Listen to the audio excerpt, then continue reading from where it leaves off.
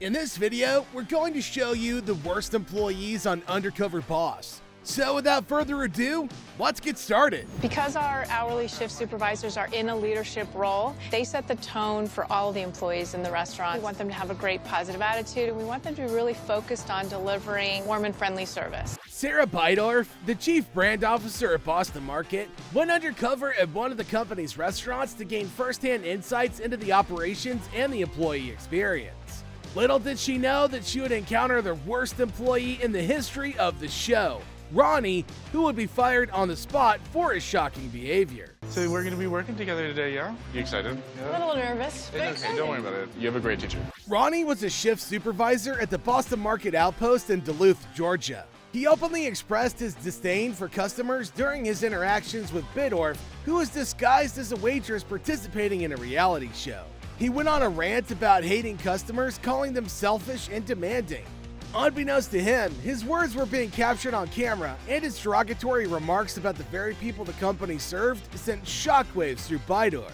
Standard procedure is to greet the customer as they walk in and say, hello, welcome to Boston Market, blah, blah, blah. Because we have to make customers, on a pedestal. As Bydorf listened to Ronnie's disrespectful comments, she realized that his attitude was completely contradictory to the values of Boston Market. The company prides itself on providing excellent customer service and ensuring a positive dining experience.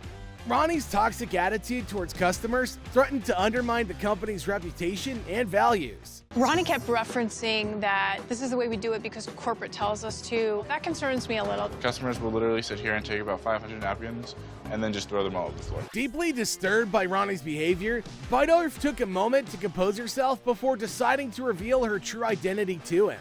She expressed her disappointment in his actions and emphasized the importance of customers and the success of the business. Bydorf made it clear that Ronnie's attitude was unacceptable and he was promptly sent home for the day, his future at the company hanging in the balance. There is no restaurant competition show. Oh my God, really? Yes. Got me. I got you saying a bunch of things about our customers. I did. I'm angry and I'm heartbroken. Even after learning that he had been disrespectful to a high-ranking executive, Ronnie failed to show remorse for his behavior. He defended his hatred for people, claiming that it wasn't wrong to feel that way. However, the consequences of his actions were inevitable. Bydorf recommended to the branch manager that Ronnie be fired, and her advice was promptly followed. Ronnie's termination was a significant moment in the history of Undercover Boss. It was the first time a participant had been fired from the show. The GM in the store he's the coach.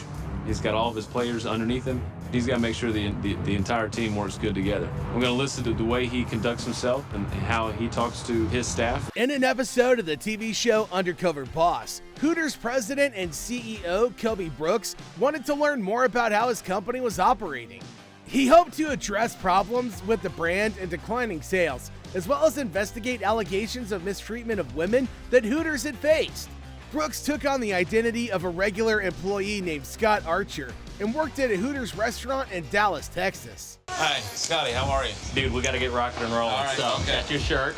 Get changed, and then we will hook up in 2 shakes of lamb stem. Brooks did tasks like washing dishes, taking out the trash, and cleaning tables. However, he struggled to keep up with the fast pace and broke some mugs, leading the restaurant manager David to decide he wouldn't hire Scott Archer. Next, Brooks joined a street team in downtown Dallas to promote Hooters by giving out free wings and attracting customers. Some women expressed concerns about how women were portrayed, while others focused on less important aspects of the restaurant. Brooks was troubled by this feedback and started thinking about Hooters' image and reputation. The most shocking part of the episode happened when Brooks worked with Jimbo, the general manager of a Hooters restaurant in South Arlington, Texas. Jimbo organized a degrading lineup where he judged the appearance of the female servers, including their hair, makeup, and outfits. Brooks was disgusted by this behavior. To make matters worse, Jimbo made the servers eat a plate of beans with their hands tied behind their backs, creating a disrespectful and demeaning environment. The first girl that finishes her plate of beans will go home. You cannot use your hands. Come on, girl, who wants to go home? Brianna, how are they, baby? Oh, they look tasty. Outraged, Brooks immediately contacted the franchise owner to report the incident. The undercover experience took a positive turn when Brooks observed Marcy, a female manager at a Hooters restaurant in Fort Worth. Marcy showed compassion and acted like a mother figure to the staff, creating a supportive work environment. This made Brooks realize the importance of having a female manager who could address the concerns and needs of the employees. After finishing his undercover work, Brooks returned to the corporate office and arranged a meeting with the senior leadership to address the issues he discovered. He invited the people he worked with during his undercover operation to share their experiences and provide feedback. Amanda and Brittany, the servers from the street team, were given opportunities to contribute to the company's marketing efforts. Dave, a dedicated employee, received recognition for his hard work, and Brooks donated $50,000 to Operation Homefront in Dave's name. Marcy, the compassionate manager, was rewarded with the family vacation of her choice. Finally, Brooks confronted Jimbo, expressing his disappointment with the disrespectful behavior he had witnessed. Although Jimbo initially defended himself, Brooks made it clear that he wouldn't want his own daughters to work in such conditions. This confrontation served as a wake-up call for Jimbo, highlighting the need for him to change his management style. I'm Kobe Brooks, the president and CEO of Hooters of America. The way that you interact with the girls, quite frankly, is inappropriate. I'm gonna teach you everything you need to know back here. Okay. Okay? Okay. Because when it comes to this, there ain't a damn thing that I do not know how to do in these four walls, okay? Okay. Okay, but you gotta do exactly as I say. I want to learn. In an episode of Undercover Boss, the CEO of Buffalo Wings and Rings, Nader Mazda, decided to investigate what was happening in his franchise locations. While he found heartwarming stories of dedicated employees and personal growth, there was one person who stood out as the worst employee during Mazda's undercover mission. This employee, named Wes, was the kitchen manager of a Buffalo Wings and Rings restaurant at Bardstown, Kentucky. As soon as Mazda disguised himself, he noticed Wes' domineering attitude. Wes had no idea that the person he was dealing with was actually the CEO, and he was about to face the consequences of his bullying behavior. In the kitchen, Wes proudly boasted about ruling with an iron fist and believed that fear was a form of respect. Mazda was shocked and couldn't believe the toxic environment that Wes had created. Wes even had a derogatory nickname for Mazda, calling him Charmin to mock his perceived weakness. And if they do, there's consequences. Hit them where it hurts, their pocket. It's upsetting to me when I hear Wes speak. I'm not around. It's a classic definition of a bully. After observing Wes's inappropriate behavior and hearing his offensive comments, Mazda's desire to confront the situation grew stronger. Mazda recognized the importance of taking action in order to create a safe and respectful environment for everyone involved.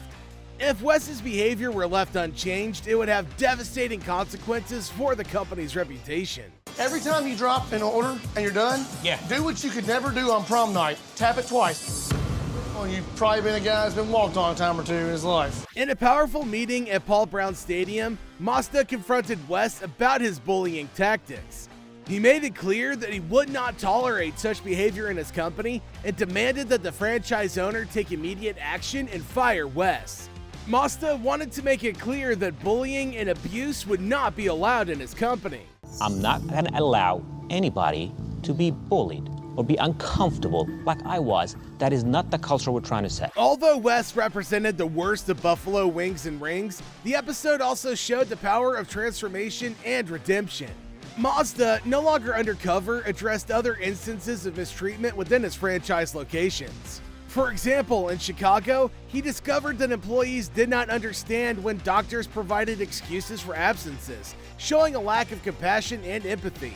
Mazda was determined to fix these issues and decided to establish a scholarship fund for employee education. He started by awarding a scholarship to a deserving worker named Amber. In addition to the scholarship, he surprised Amber with a new car to replace her old high-mileage vehicle. Mazda's journey as an undercover boss also brought positive changes to the lives of dedicated employees. He was impressed by Dave, a dishwasher and marketing ambassador in his Cincinnati store, who worked hard and showed commitment. Mazda rewarded Dave by offering him more hours, cook training, and a $20,000 retirement account. Mazda's genuine appreciation for Dave's efforts demonstrated the positive impact of recognizing and valuing employees. I've never met somebody I didn't like. I feel official now. I don't even know this guy that I'm going to be training, and I already like him as a friend. He's already part of the family. Through Mazda's inspiring journey on Undercover Boss, the importance of creating a supportive work environment and fostering respect was highlighted. By exposing the worst employee and taking swift action, Mazda showed his dedication to nurturing a workplace where everyone feels valued and protected.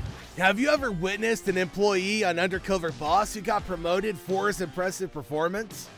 You won't want to miss out on our video, Best Employees on Undercover Boss. Click here to watch the video.